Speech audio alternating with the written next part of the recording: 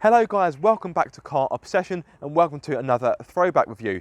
In today's video I'm driving a car which, believe it or not, I've never driven before. It is the EP3 Honda Civic Type R, a car that has won many plaudits, but what's so special about it? Well, the first thing is the 2-litre naturally aspirated petrol engine.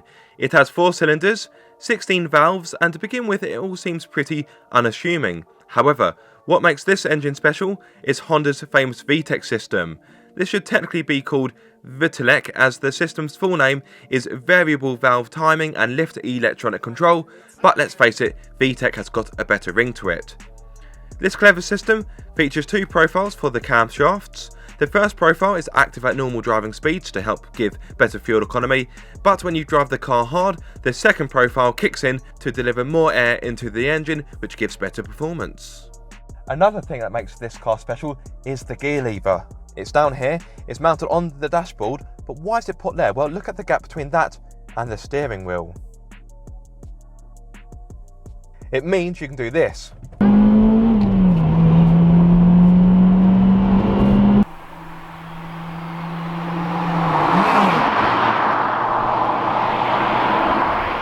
So let me talk you through the power. It has 200 horsepower, which is pretty respectable, but the torque figure is just 196 Newton meters, which, to be honest, is just about enough to pull the wrapper off a chocolate bar.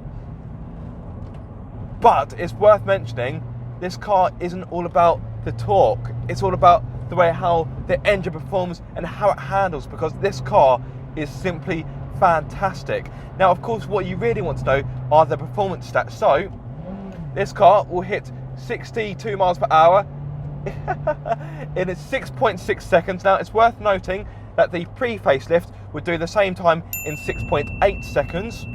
And the top speed is a very respectable 146 miles per hour, which even in today's terms is pretty decent. But how does this car drive? Well, let's take it by the scruff of the neck and find out.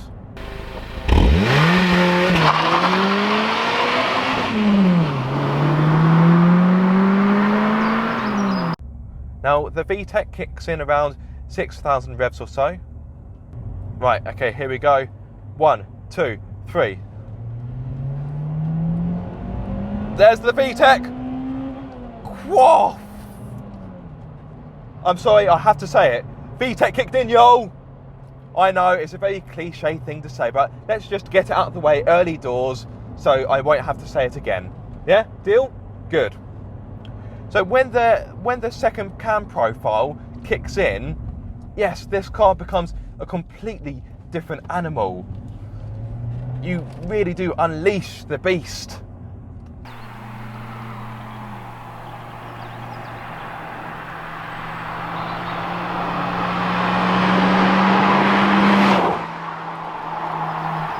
Now, despite its pretty crap torque figure, this car isn't too bad when you aren't in VTEC. So at the moment I'm in about 2,500 revs, and then we drop it down into fourth, like so. And the throttle response is really good. So for those people that say, oh well, out of VTEC this car is gutless, I'm afraid that's not quite correct. Yes, okay, so you haven't got that low-end grunt that you get from a turbocharged alternative, but this car is not a slouch, and it's quicker than the equivalent Mark IV Golf GTI that was sold at the same time. The Mark IV GTI, it had become bloated and complacent, and it was open for attack for the Civic Type R, and the Civic Type R did attack, and then some.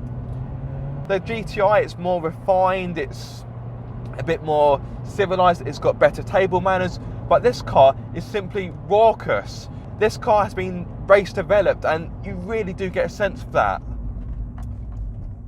The chassis, the suspension, the whole car has been set up from a racing perspective, which is annoying because I'm now stuck behind a cyclist.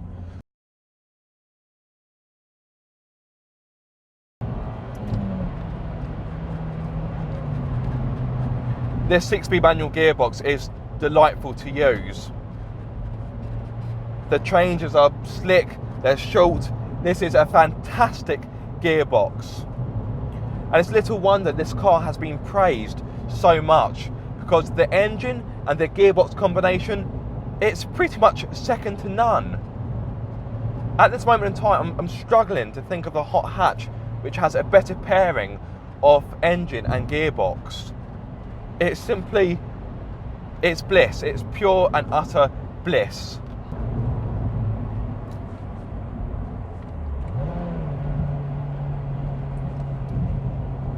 Tell you what, this is a beautiful car to rev match. Gives you a lot of satisfaction.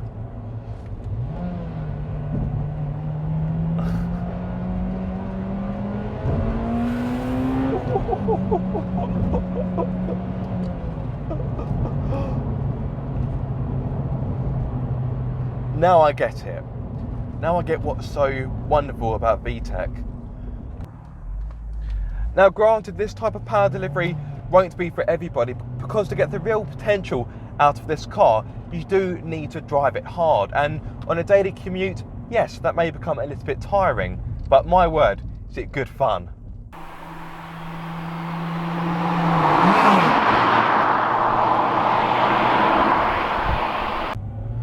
Now let's talk about the boring things like the ride. The ride is better than I was expecting, to be honest. Yes, it is firm and it is a bit bumpy, but unlike the FN2, the car that succeeded the EP3, this has got independent rear suspension. So the FN2, for whatever reason, Honda decided that the car to follow this should have a torsion rear beam, which I think is just crazy if you ask me. Oh.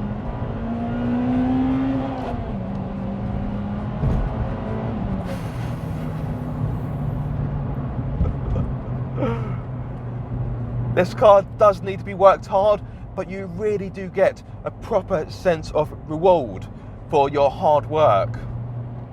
This is not a car that will simply roll over and give you all of its power. No, you need to earn it. This car, you need to earn its respect. And quite quickly, this car is earning my respect. Now, I won't lie, I'm a big fan of turbochargers, but as I've driven more and more cars, I have begun to appreciate why so many petrol heads love a naturally aspirated engine, particularly an engine as good as this. So let me talk about the seats. They are really supportive, they are really comfortable, and they're not that much different to the seats in the new Type R. Now I've got the Premier Edition, so I've got the Recaro seats which come as part of the trim. They are different to the standard seats you get in the normal Civic Type R. And yeah, they hold you in the right places. They're comfortable. Okay, they are a little bit firm, but you want them to be firm so they can hold you in place. If they were too soft and floppy, you'd move about too much. Now what I would say is I would want them to be set a little bit lower. So compared to the new Civic Type R, they do feel a little bit high. Does it feel like I'm driving an SUV? No, it doesn't. But given the choice, yes, I would want to be sat a little bit lower because it doesn't quite feel hot hatchy enough. But the seats themselves, they are very, very good indeed. I'm now getting a very dirty look from my passenger. She loves EP3 Civic Type Rs. What? I find the seats are a little... Do not slate this beautiful beast. I need to be impartial. I think the seats are sat a little bit too high. No, everything is perfect about this car. It's a good thing I'm doing this review and you aren't. Right, so let's talk about how this car handles. This is of course a hot hatch after all. This car is pretty light. It's a fair bit lighter than the Mark IV Golf GTI, and as a result it feels pretty nimble. Now a lot of people have criticised the steering of this car. This is a facelift, so the steering was tweaked a little bit, and I must be honest, I am quite fussy when it comes to steering. So how does this car fare in my opinion? The steering, the weight is pretty good. Let's have a... It is pretty direct, although I would want a little bit more feedback. I must admit, there does seem to be a bit of a disconnection between the wheel and the front wheels. As a driver, I would want a little bit more of communication of what's going on up there. But would the steering be enough to put me off buying this car? No, it wouldn't.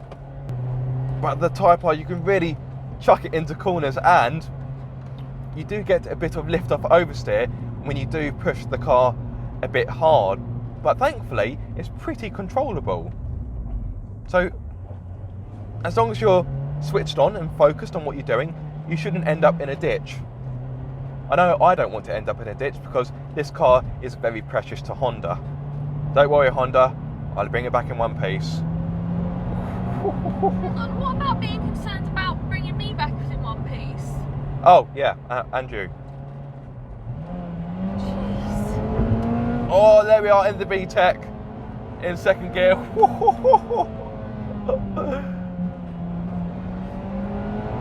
Now, you know when you hit VTEC, well, firstly, you get more power, but it does get more noisy in here. Not that I'm complaining, of course.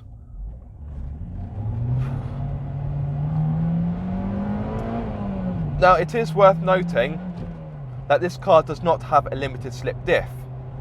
So today is dry, which is good. Maybe a few damp spots in places. Back end started to go a little bit there. But yes, there's no limited slip diff. So particularly on a wet day, from what I've read from other people's experiences of the car, this car can be a bit of a handful. Now, the roads are dry today, so I've got no such issue. And the grip is pretty good. In fact, my passenger is struggling to hold onto her mobile phone. Struggling to hold on to my breakfast. So what else have I got to say about this car? Well, it feels like a revelation even in today's world, because even the new Civic Type R and the FK2 for that matter, they are turbocharged. So this kind of car, it doesn't really exist anymore. Let me turn the aircon down, apologies. But I can see why so many people fell in love with this car when it came out in 2001. Including me.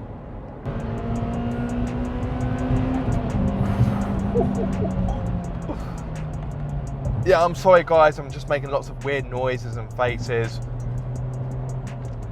But for me, this is like an experience. It's an experience like no other.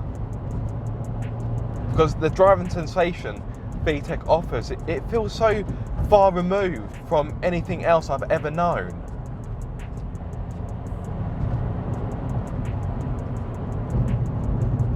But that is by no means a bad thing. Wow, what an experience. Now I know why so many people rave about this car. Is it overrated? No, not in my opinion, because it is so much fun, and as a driver's car, it is simply fantastic. I really enjoyed my time with this car, and yeah, I'm so glad I finally got the chance to experience what the EP3 Type R is all about. A massive thank you to Honda UK for letting me have a quick spin in their very precious EP3, and of course a massive thank you to you for watching this video. I hope you have enjoyed it. If so, give it a massive thumbs up. If you are subscribed, don't forget to click that bell icon so you get notified every time I make a video. And if you aren't subscribed, guys, what are you waiting for? Be sure to subscribe for more car obsession.